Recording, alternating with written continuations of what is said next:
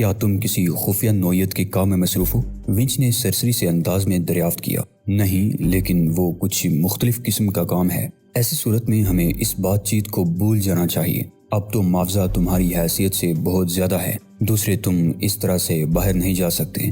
کیا تم مجھے وہ تربیت یہاں رہ کر نہیں دے سکتے؟ نہیں، میں اپنے مکتب کے باہر کسی کو تربیت نہیں دیتا۔ اوہ اچھا، میں کوشش کرتا ہوں کہ مجھے چھٹی مل جائے۔ میں تمہارے ساتھ چلوں گا۔ اس ملاقات کے بعد گورین اپنے گھر واپس آیا تو اس کی بیوی نے اسے بے حد الجھا سا پایا۔ اگلے روز اس نے بینک سے اپنی ساری جمع پونجی نکال لی اور اپنی بیوی کو اس بات کی خبر نہ ہونے دی۔ اگر وہ رقم کے سلسلے میں اسے بتا دیتا تو اس رقم کی ادائیگی کی وجہ بھی بتانی پڑتی، لیکن وہ اس معاملے کو صرف اپنی ذات تک محدود رکھنا چاہتا تھا۔ آخر یہ اس کی ذات کی تکمیل کا معاملہ تھا۔ اسی روز اس نے سینیٹوریم کے چیف ڈاکٹر بہرام سے چھٹی کے لیے کہہ دیا۔ بہرام نے گہری نگاہ سے اس کی طرف دیکھا، جیسے اس سے ان چھٹیوں کی وجہ معلوم کرنا چاہتا ہو۔ بات یہ ہے جناب کہ میں کچھ اعصابی تھکن محسوس کرنے لگا ہوں۔ اوہ، تو تم اپنی بیوی کے ساتھ کہاں جا رہے ہو؟ میں تنہا جاؤں گا جناب، گوریا نے کہا۔ مجھے تنہائی کی ضرورت ہے۔ کیا تم اکثر اپنی چھٹیاں اسی طرح تنہائی میں گزارتے ہو؟ بہرام نے سوال کیا۔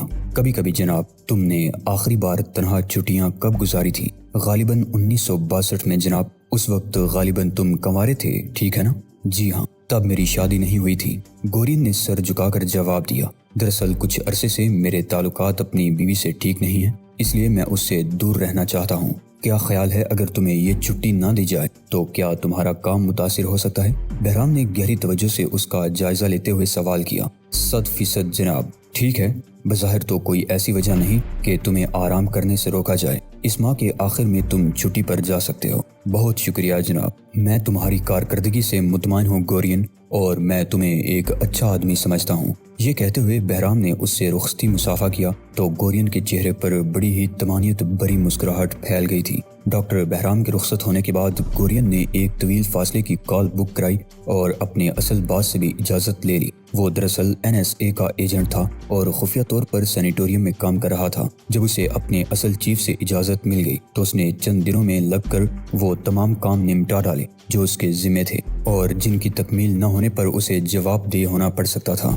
گورین نے جو رقم بینک سے نکلوائی تھی، اس میں اس نے بڑی رازداری برتی تھی، کیونکہ اگر بہرام کے ادارے یا اس کے اصل ادارے کو اس بات کی بنک بھی پڑ جاتی تو اس کے گرد نگرانی کرنے والوں کا جال پھیل سکتا تھا، اور وہ اپنے گرد کسی قسم کی بھیڑ پسند نہیں کرتا تھا۔ نگرانی کرنے والوں کی موجودگی میں وہ اپنی ذات کی تکمیل کر سکتا تھا۔ علاوہ ازیں اسے سرکاری طور پر اس کام سے روکا بھی جا سکتا تھا، اس لیے وہ ہر معاملے میں بڑی رازداری برت رہا تھا اور اب تک اسے اس مقصد میں کامیابی رہی تھی۔ ایک روز اچانک ہی اسے نہ جانے کیا خدشہ پیدا ہوا کہ اس نے رقم واپس بینک میں جمع کرا دی اور سوچا کہ اسے مسٹر ونچ کو ادائیگی بذریعہ چیک کرنی چاہیے۔ مقررہ دن جب وہ ایک طے شدہ مقام پر ونچ سے ملا اور چیک اسے دیا تو ونچ نے کہا، تمہیں اس وقت تک انتظار کرنا ہوگا جب تک کہ تمہارا چیک پاس نہ ہو جائے، کیونکہ چیک رقم کی ادائیگی کا ایک وعدہ ہوتا ہے جس کے ٹوٹنے میں کبھی کبھی دیر نہیں لگتی۔ ٹھیک ہے، میں انتظار کر لوں گا۔ میں نے بذریعہ چیک ادائیگی اس لیے کی ہے کہ میں خود جا کر بینک سے اتنی بڑی رقم نکال کر کسی کی نظروں میں نہیں آنا چاہتا۔ ونچ نے اس بات میں سر ہلا دیا اور دونوں اپنے اپنے راستے پر چل دیے۔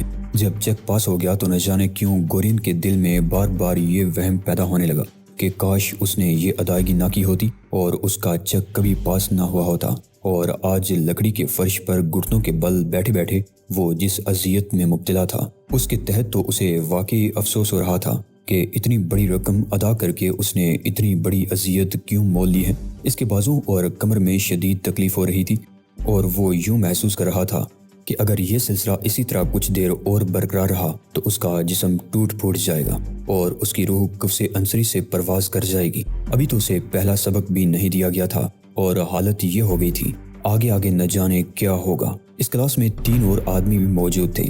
وہ تینوں کے تینوں عمر کے اعتبار سے گورین سے کچھ چھوٹے لیکن انداز سے بہترین ایتھلیٹ اور نسبتاً زیادہ تربیت یافتہ لگتے تھے۔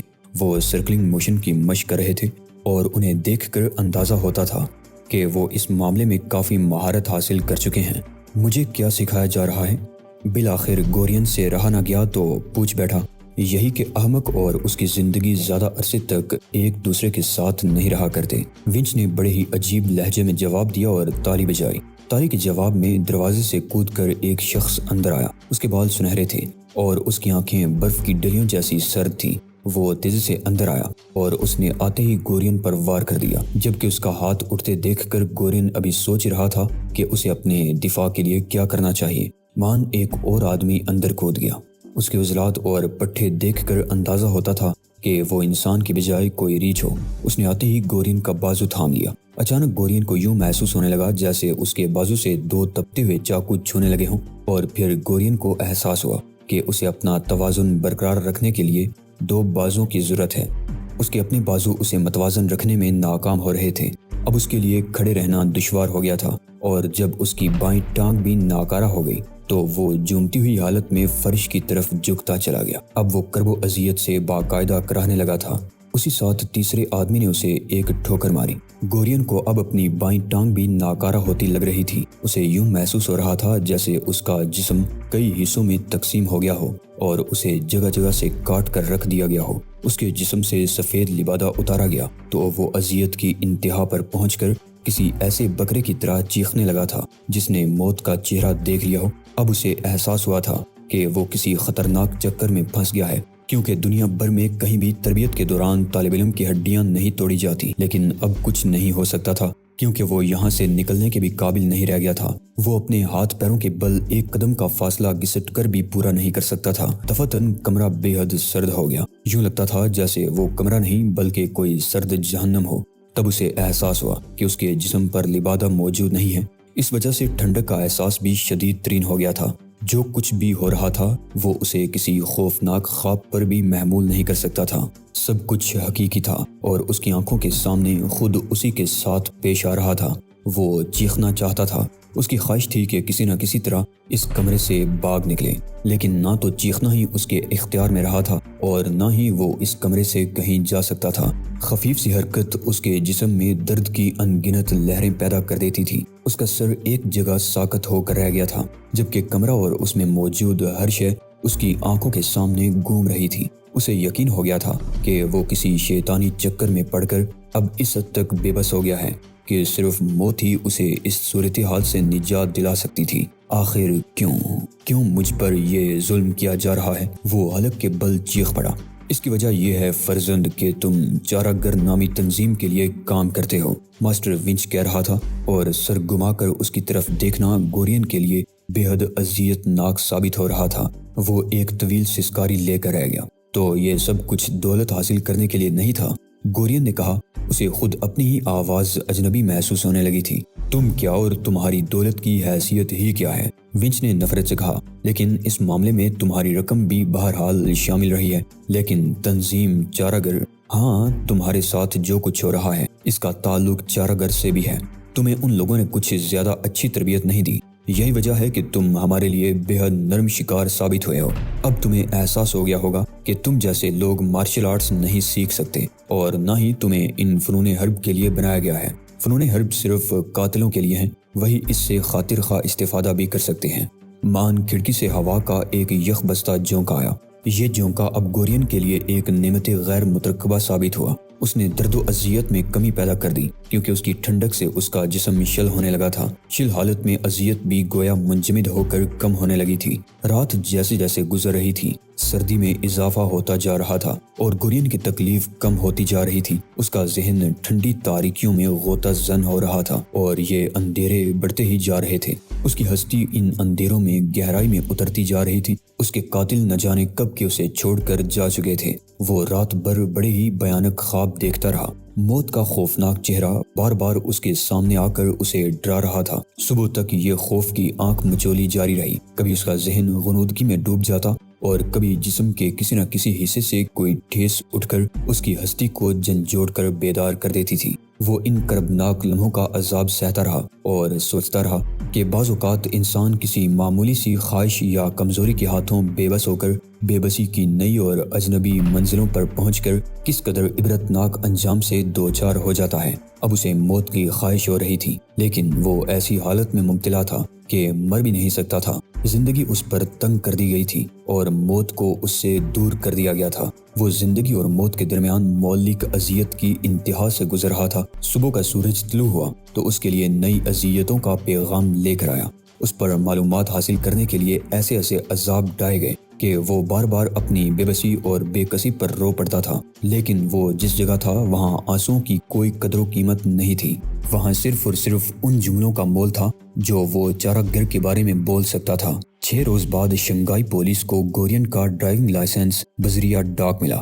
اس لائسنس کے ساتھ کوئی تحریر منسلک نہیں تھی۔ مسافات میں واقع اس حویلی سے گورین کی لاش اٹھائی گئی تو ڈاکٹر نے اس کی موت کی وجہ کھلے جسم پر شدید ٹھنڈک کا اثر ظاہر کیا۔ حالانکہ اس کے چاروں ہاتھ پاؤں بری طرح ٹوٹے ہوئے تھے، انہیں جوڑوں سے کچل ڈالا گیا تھا۔ حویلی میں چپے چپے کی دیکھ بھال کی گئی، لیکن کوئی ایسا سراغ نہ مل سکا جو گورین کے قاتلوں کی نشاندہی کرتا۔ گورین جس تنظیم کے لیے کام کرتا تھا، اس کے چیف کو ایک ایجنٹ نے اطلاع دی تو چیف نے پوچھا، کیا اسے مرنے میں کافی وقت لگا تھا؟ جی ہاں، میری دانست میں اس پر ایذا رسانی کی انتہا کر دی گئی تھی۔ اس کی حالت بتاتی ہے کہ اس نے زبردست مدافعت کی تھی اور زندہ رہنے کے لیے وہ کافی عرصے تک جد و جہد کرتا رہا تھا۔ کیا اس کے پاس سے کوئی کاغذ بھی برآمد ہوا ہے؟ چیف نے سوال کیا۔ جی نہیں، اس کی لاش فطری لباس میں پائی گئی تھی۔ کیا کوئی ایسی علامت بھی پائی گئی ہے جس سے پتہ چلتا ہو کہ اس سے معلومات حاصل کرنے کے لیے اس پر تشدد کیا گیا تھا؟ آپ جانتے ہیں جناب کہ ایک ایسا شخص جس کے چاروں ہاتھ پاؤں توڑ ڈالے گئے ہوں اور اسے بے لباس کر کے ٹھنڈے فرش پر ایک ایسے کمرے میں ڈال دیا گیا ہو جہاں یک بستہ ہوا کے جھونکے تیروں کی طرح جسم پر اثر انداز ہوتے ہیں، اس بات کا کیا مطلب ہے؟ یقیناً وہ تشدد سے گزرا ہے اور اس سے معلومات حاصل کی گئی ہیں یا نہیں، اس کا اندازہ لگانا ناممکن ہے، لیکن میری رائے ہے کہ شاید وہ لوگ زیادہ کامیاب نہیں ہوئے ہوں گے، کیونکہ اگر انہیں معلومات حاصل ہو گئی ہوتی تو گورین پر اس قدر تشدد ہرگز نہ کیا گیا ہوتا۔ میں تمہاری رائے پر غور کروں گا اور اسے اہمیت دوں گا، چیف نے کہا۔ کیا وہ شخص اہم تھا چیف؟ ہاں، بے حد اہم، لیکن تمہیں اس سلسلے میں سوچنے کی اجازت نہیں دی جا سکتی۔ میں معذرت خواہ ہوں جناب، ایجنٹ نے فوراً معذرت کر لی۔ کیا تم یہ معلوم کرنے میں کامیاب ہوئے کہ وہ حویلی کس کی ہے؟ وہ حویلی آج کل برطانوی حکومت کی تحویل میں ہے جناب، لیکن وہ برسوں سے ویران پڑی ہے اور اسے کسی کی نظر میں آئے بغیر کوئی بھی جب تک چاہے استعمال کر سکتا تھا۔ ٹھیک ہے، اس سلسلے میں تم سے دوبارہ رابطہ قائم کیا جائے گا اور تمہیں حکم دیا جاتا ہے کہ جو کچھ مجھ سے بات چیت ہوئی ہے اسے بھول جاؤ۔ وہ تو میں پہلے ہی بھول چکا ہوں جناب۔ گڈ، ایک اچھا ایجنٹ اسی کو کہتے ہیں جو صرف اپنے کام سے کام رکھے اور غیر ضروری باتوں کو فوراً اپنے ذہن سے محو کر دے۔ اسی شام شنگھائی میں گورین کی تدفین کے مراحل بھی طے ہو گئے، لیکن تابوت میں اصلی گورین کی لاش نہیں رکھی گئی تھی۔ اس کی لاش چارہ گر کے اسپتال میں ڈاکٹر بہرام کے آپریشن روم میں رکھی جا چکی تھی، جہاں وہ بڑی باریک بینی سے اس کا جائزہ لے رہا تھا۔ بہرام کو یہ معلومات بھی حاصل ہو گئی تھی کہ گورین کے اکاؤنٹ سے ایک خطیر رقم نکالی گئی ہے۔ اس نے فوری طور پر ایک ایجنٹ کو حکم دیا کہ نہایت خاموشی اور رازداری سے یہ رقم اس کے اکاؤنٹ میں جمع کرا دی جائے تاکہ اس کی بیوہ واویلا نہ کرے اور یہ بات زیادہ نہ پھیلے۔ وہ چارہ گر کے بے نقاب ہونے کے سلسلے میں ہر قسم کی پیش بندی کر رہا تھا۔ بہرام نے لاش کا جائزہ لینے کے بعد اندازہ لگایا کہ گورین پر اس قدر تشدد کیا گیا تھا کہ اس کے ذہن کے بعید ترین گوشے میں موجود معلومات بھی اس سے اگلوائی گئی ہوں گی، لیکن بہرام مطمئن تھا کہ وہ لوگ اس سے کوئی ایسی بات معلوم نہیں کر سکے ہوں گے جس سے اس کی تنظیم کو کوئی نقصان پہنچنے کا احتمال ہو، اور اس کی وجہ یہ تھی کہ چارہ گر در حقیقت کیا ہے اس کا علم گورین کے فرشتوں کو بھی نہیں تھا۔ تاہم بہرام یہ ضرور سوچنے پر مجبور ہو گیا تھا کہ اس سے اتنے تشدد کے بعد معلومات حاصل کرنے والا کون ہو سکتا ہے اور اس کا مقصد کیا ہے۔ اس سلسلے میں سراغ لگانے کے لیے وہ اپنے ماسٹر کمپیوٹر کے سامنے جا کر بیٹھ گیا، جس میں روزمرہ کی ایسی تمام باتیں ذخیرہ ہوتی تھیں جن کا تعلق چارہ گر اور اس کے کارکنوں سے ہوتا تھا۔ وہ اسے چلا کر سنتا رہا، حتیٰ کہ گورین کے سلسلے میں رپورٹ اس کی سماعت سے ٹکرا گئی۔ صبح تک بہرام کو جو معلومات حاصل ہوئیں ان کے مطابق اسے 2 آدمیوں کو اہمیت دینی چاہیے تھی۔ ایک ایسا کورین باشندہ جو اپنا کام نمٹا کر واپس اپنے ملک جانے والا تھا، اور دوسرا وہ شخص جس کی ذمہ داری یہ تھی کہ وہ گورین کی موت کے اس معمے کو حل کر کے حقائق سامنے لائے۔ بہرام ماسٹر کمپیوٹر کے سامنے سے اٹھا تو اس کی آنکھوں میں تھکن کا نام و نشان تک نہیں تھا۔ حالانکہ وہ گزشتہ 30 گھنٹوں سے مسلسل کام کر رہا تھا۔ اس نے وہ مخصوص فون اپنی طرف سرکایا جس پر ٹائیگر سے رابطہ قائم کرنا تھا۔ نمبر ڈائل کرنے کے بعد وہ سلسلہ ملنے کا انتظار کرنے لگا تاکہ دوسری طرف سے ٹائیگر کی خوابناک آواز سنائی دینے لگی۔ ہیلو سویٹ ہارٹ، میں بول رہا ہوں۔ ٹائیگر نے اوشان کی طرف دیکھا جو کمل کا آسن جمائے کمرے کے وسط میں بیٹھا ہوا تھا اور اس کی آنکھیں بند تھیں۔ ٹائیگر بہت دیر سے اسے متوجہ کرنے کی کوشش کر رہا تھا لیکن وہ ٹس سے مس نہیں ہو رہا تھا۔ تنگ آ کر ٹائیگر نے اس کے سامنے بیٹھ کر کمل کا آسن جمایا اور آنکھیں بند کر لیں۔ اب وہ اس سے ذہنی رابطہ قائم کرنے کی کوشش کر رہا تھا۔ اوشان نے چونک کر آنکھیں کھول لی اور ٹائیگر کو اپنے سامنے پا کر مسکرانے لگا۔ میں تمہاری محبت کا دل سے قائل ہو چکا ہوں فرزند، لیکن شاید تم نہیں جانتے کہ تمہاری یہ حرکت غیر ذمہ داری کے زمرے میں آتی ہے۔ میں جانتا ہوں، لیکن میں تمام حالات معلوم کرنا چاہتا ہوں جو میرے بعد گزرے تھے۔ انہیں بھول جاؤ، میں بھی انہیں بلا چکا ہوں۔ نہیں، میں نہیں بھولوں گا، ٹائیگر نے ضدی لہجے میں کہا۔ تو سنو، تم نے شنگھائی کا سفر کرنے سے پہلے جو دانشمندانہ اقدام کر کے بہرام کو میرے بارے میں اطلاع دے دی تھی، اس کی وجہ سے میری جان بچ گئی، ورنہ شاید میں واقعی اس وقت قبر میں لیٹا ہوا ہوتا۔ بہرام نے مجھے بر وقت طبی امداد فراہم کر دی تھی۔ علاوہ ازیں میں اپنے ذہن کے بعید ترین گوشوں میں اپنی ہستی سمیت روپوش ہو گیا تھا، جس کی وجہ سے میرا علاج ڈاکٹروں کے لیے نسبتاً سہل ہو گیا تھا۔ لیکن بہرام اور آپ میرا سراغ لگانے میں کیسے کامیاب ہو گئے؟ شہزاد نے دریافت کیا۔ یہ کوئی مشکل کام نہیں تھا، مجھے صحت یاب ہونے میں کافی وقت لگ گیا۔ جب میں ذہنی طور پر ٹھیک ہوا تب مجھے سارے حالات معلوم ہوئے، تو میں نے فانگ کے سلسلے میں تمام حالات بہرام کے گوش گزار کر دیے۔ پھر اس کی وہ مشین چل پڑی جس میں دنیا جہان کی معلومات کا ذخیرہ ہوتا رہتا ہے۔ میری معلومات کی روشنی میں اور اس مشین کی معلومات سے استفادہ کر کے ہم نے فانگ کا روٹ طے کیا، اور پھر تمہارے بارے میں جو کچھ پتا چلا اس کے تحت ہم یہ فیصلہ کرنے پر مجبور ہو گئے کہ ہمیں شنگھائی کا سفر کرنا پڑے گا۔ بہرام نے یہاں کی حکومت سے رابطہ قائم کیا اور صورتحال واضح کی۔ فوری ہنگامی اجلاس کے بعد ہمیں یہاں آنے کی اجازت مل گئی۔ شنگھائی میں ماسٹر تاؤ کے آدمی کو بچانے کے لیے تم نے جو کچھ بھی کیا تھا وہ میرے علم میں آیا، تو میں نے تمہارے نقشے پا پر سفر شروع کر دیا۔ ہمیں کافی دنوں کی تاخیر ہو گئی تھی، اس لیے جب ہم کسی ایسے مقام پر پہنچتے جہاں تمہاری موجودگی کا کوئی سراغ ملتا تھا تو تم ہماری دسترس سے کہیں دور جا چکے ہوتے تھے۔ میں اور بہرام اپنے تمام تر وسائل استعمال کر کے بالآخر فانگ کے زیر زمین دنیا کی طرف چل دیے، لیکن افسوس درمیان اتنے دنوں کا فاصلہ حائل تھا کہ ہم بر وقت وہاں تک نہیں پہنچ سکے۔ جب ہم ماسٹر تاؤ کے عارضی کیمپ میں پہنچے تو تم لوگ اس زیر زمین دنیا کو تہس نہس کر چکے تھے۔ اسی دوران ایک پہاڑ کے قدموں میں واقع سرنگ سے مجھے فانگ نکلتا دکھائی دیا۔ وہ شدید زخمی تھا، اس کے باوجود اس کی شیطانی طاقت اسے فرار میں مدد دے رہی تھی۔ میں اس کی راہ میں حائل ہو گیا۔ تصادم زیادہ پر لطف نہیں رہا تھا کیونکہ وہ پہلے سے قریب المرگ تھا۔ بہرحال وہ مارا گیا اور میں اس کی لاش لے کر ماسٹر تاؤ کے عارضی کیمپ میں پہنچ گیا۔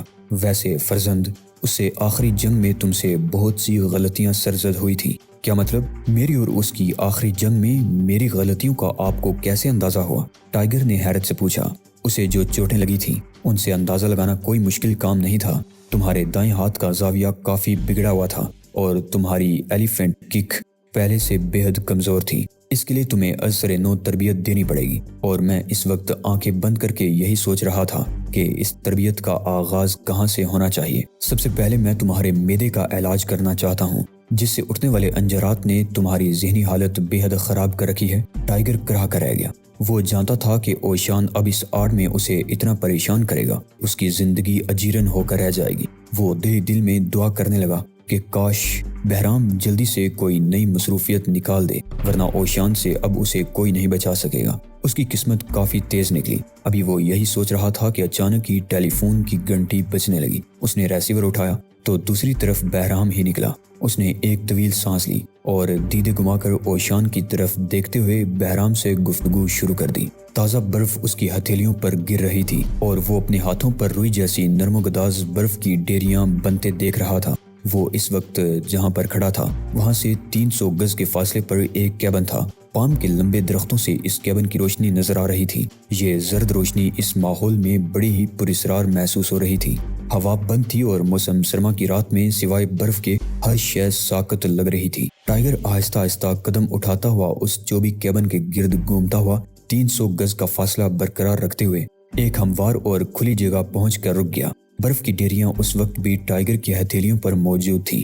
اس نے وہاں سے کیبن کا جائزہ لیا تو اسے محسوس ہوا کہ یہ جگہ فائرنگ کے لیے اوپن فیلڈ کی حیثیت رکھتی ہے۔ کیبن کے مکین کو اس بات کا یقین رہا ہوگا کہ وہ اپنے کیبن سے چاروں طرف نگاہ رکھ سکتا تھا اور وہاں آنے والا خواہ برفانی جوتے پہن کر آئے یا اسکائی باندھ کر وہاں پہنچنے کی کوشش کرے، وہ مکین کی نگاہوں سے بچ نہیں سکتا تھا اور مکین اسے کیبن کے قریب پہنچنے کی مہلت دیے بغیر آسانی سے نشانہ بنا سکتا تھا۔ علاوہ ازیں کیبن میں موجود کتے آنے والے کی بو سونگھ کر بھونک کر بھی اسے اطلاع دے سکتے تھے۔ ٹائیگر نے اپنی ہتھیلیوں کی طرف دیکھا جن پر رکھی ہوئی برف اب پگھلنا شروع ہو گئی تھی۔ یہ دیکھ کر اس کے ہونٹوں پر بڑی ہی پیاری مسکراہٹ رقص کرنے لگی تھی۔ آدمی جب قوت ارتکاز کھو بیٹھتا ہے تو اس سے سب کچھ چھن سکتا ہے۔ ایسی حالت میں وہ سردی محسوس کر کے ٹھٹر کر مر بھی سکتا ہے۔ اس وقت رگوں میں خون منجمد کر دینے والی سردی پڑ رہی تھی۔ ایسے میں ارتکاز کی قوت کھو کر انسان اپنے جسم کو موسم کے رحم و کرم پر چھوڑ دیتا ہے جو بالآخر اس کے لیے ہلاکت خیز ہو جاتا ہے۔